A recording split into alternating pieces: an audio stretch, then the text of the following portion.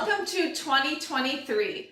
In lieu of the tradition of making New Year's resolutions, Shelly and I thought it would be an awesome opportunity to give you dolls a powwow and a pep talk about practicing. I'd be very curious to know how many of you have practicing resolutions for the new year, and I wanted to talk about some of the most frequently asked questions I get from students about budgeting your practice time. I find one of the most key things is to have a plan and practicing strategy. If you have goals in mind when you sit down with your cello, or any instrument for that matter, you are setting yourself up for more chances to be productive, successful, and encouraging your own growth. So the first step is to have a plan on how you want to divide your time. You have all this music you want to practice. How are you going to do that and get to everything? We don't always have a lot of time to practice, so I came up with this little formula on how to divide your time. It can apply to anybody no matter where you are in your cello learning journey. So let's take this plan and adapt it for 60 minutes. Let's say you have 1 hour to practice.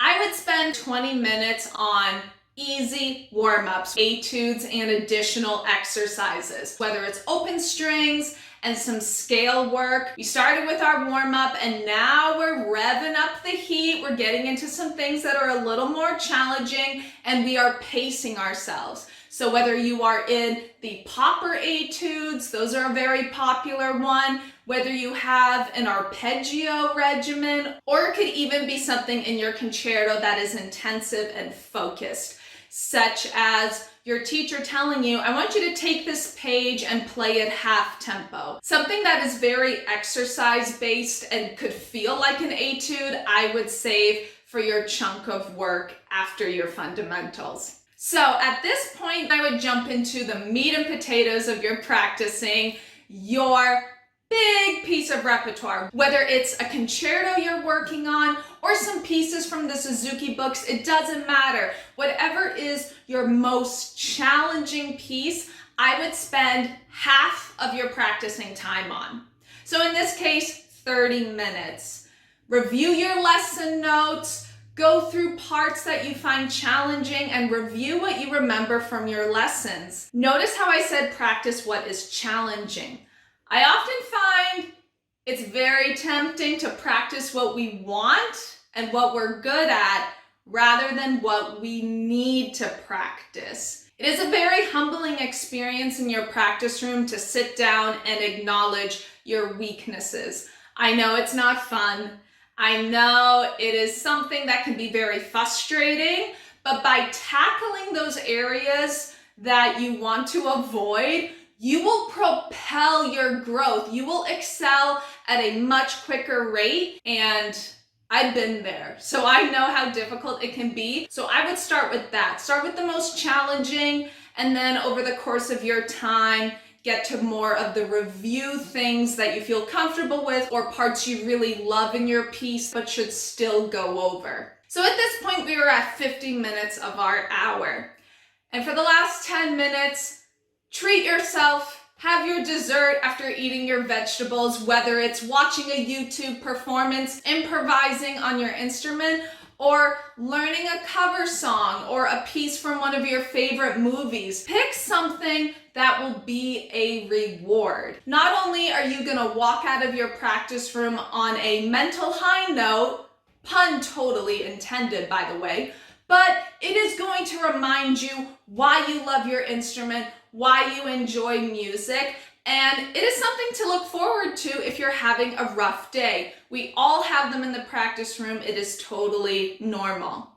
So to break down this formula, I would spend a third of your time on scales, exercises, and etudes, half of your time on the bulk of your repertoire, whether it's a concerto, a sonata, the most difficult, challenging stuff, and then any remaining time you can use for something fun, or if you have some ensemble music you want to go over, just something more lighthearted to treat yourself for all of your amazing work. And lastly, Finding a time of day to practice is a whole other challenge. Whether you have a crazy school schedule or you have a full-time job and want to learn an instrument, that is the other big factor for your success, is finding a time of day to be productive. So a little trick that I would suggest is asking yourself the question, would I go for a run or exercise? If the answer is no, you're probably not going to want to practice either. Now, the reason I say that is practicing requires a lot of physical and mental energy, and it is a lot like a workout. So if you find a time of day that you would definitely be up for exercising, I bet you're going to have a more successful time in your practice room. So you can lay out a big chunk of time. If you have a hectic day-to-day schedule, you can find pockets of time to practice.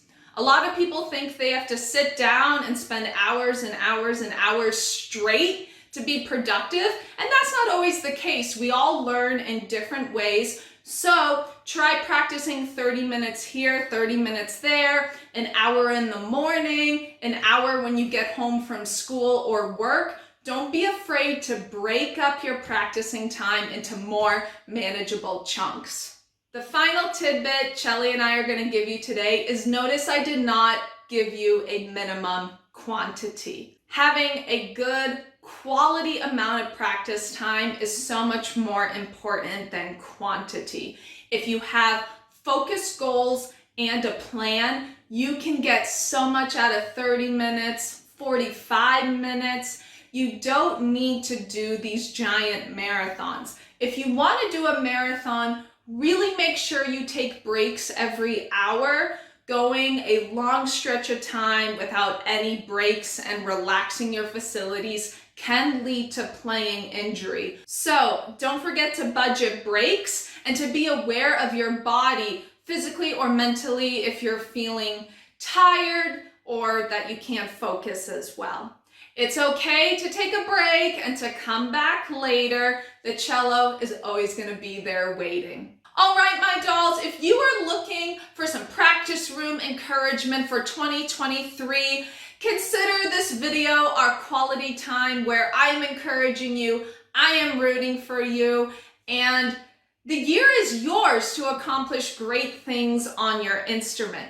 Please let me know if you have any special goals in mind for the new year. I would love to hear about what you all are practicing, and just feel free to encourage one another. Seriously, we all have so many common goals, so many common challenges between one another. Trust me, Shelly and I are going to be practicing a lot this year, and this is our chance to build each other up and to become better musicians. Again, you are benefiting from this time. This is something you do for yourself, to treat yourself and your love for music. So again, it is something that you're doing for you, for you. You benefit solely from your practice time, and I really hope some of these suggestions help you within the coming year. We'll see you in the next video, and as always, happy practicing, my dolls. Bye-bye!